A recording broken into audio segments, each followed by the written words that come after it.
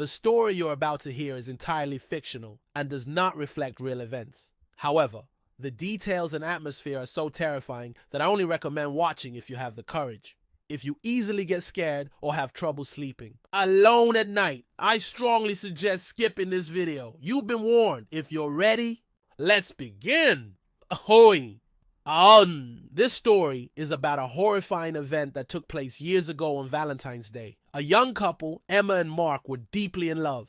They laughed together, cried together, and believed nothing could come between them. But on one fateful Valentine's Day, their lives changed forever. That night, Mark had planned a surprise for Emma. He had booked a room in a historic hotel known for its luxurious charm, but also for a dark legend. Years before, another couple had checked into the very same room on Valentine's Day and disappeared without a trace. Some say the room is cursed, but legends are just stories, right? When Emma and Mark arrived, everything seemed normal. Mark opened a bottle of champagne and Emma wrapped her arms around him. But soon things took a sinister turn.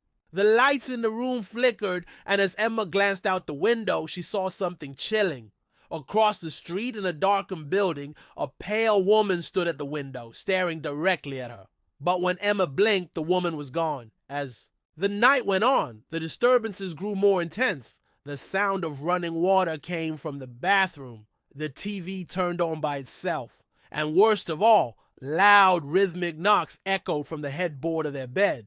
But the most horrifying moment came when Mark looked into the mirror. Behind him, he saw a woman who looked exactly like Emma, but her face was rotting, her eyes sunken into black pits. For a moment, he couldn't breathe. His heart pounded. He spun around, but there was no one there. Emma and Mark tried to make it through the night, telling themselves it was just their imagination. But when morning came, they faced a terrifying reality. A note had been slipped under their door.